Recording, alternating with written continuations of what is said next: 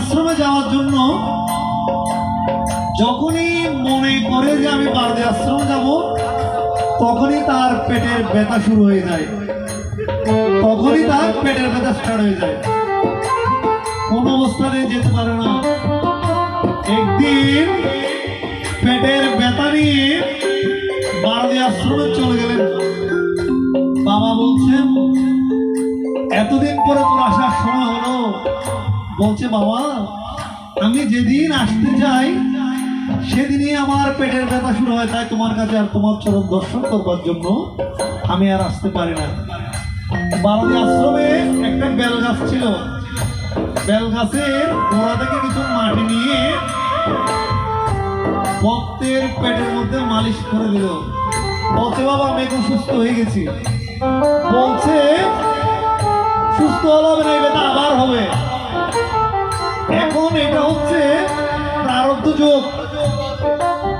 এই ব্যথা যদি কপালে থাকে তোমাকে এটা ভোগ করে যেতে হবে, আর এই জন্মে যদি এটা ভোগ না হয়, বলছে এই জন্মে ভোগ না করে যদি তুমি দেহ রাখো, তোমাকে আবার এই পেটের ব্যথাটা নিয়ে এখানে আসতে হবে। এই পেটের ব্যথাটা ভোগ করবার জন্য তোমাকে আবার এই পৃথিবীতে আসতে হবে।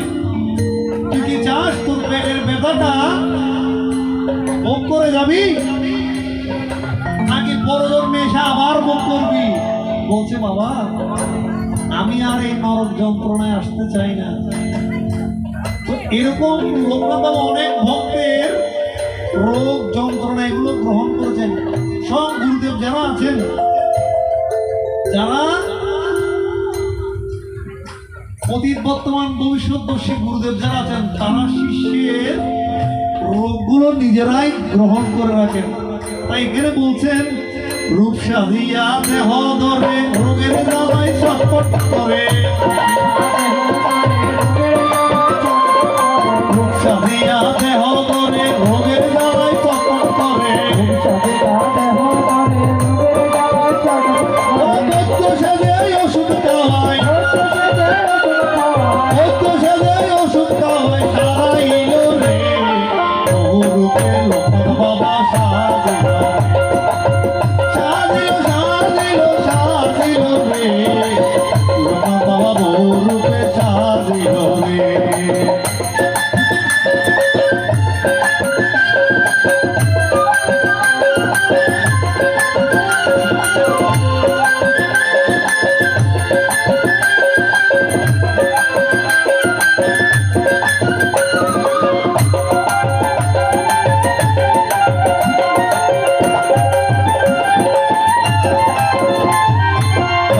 বসাইয়া যাইলে সাজি মিন হইয়া জলে বাজি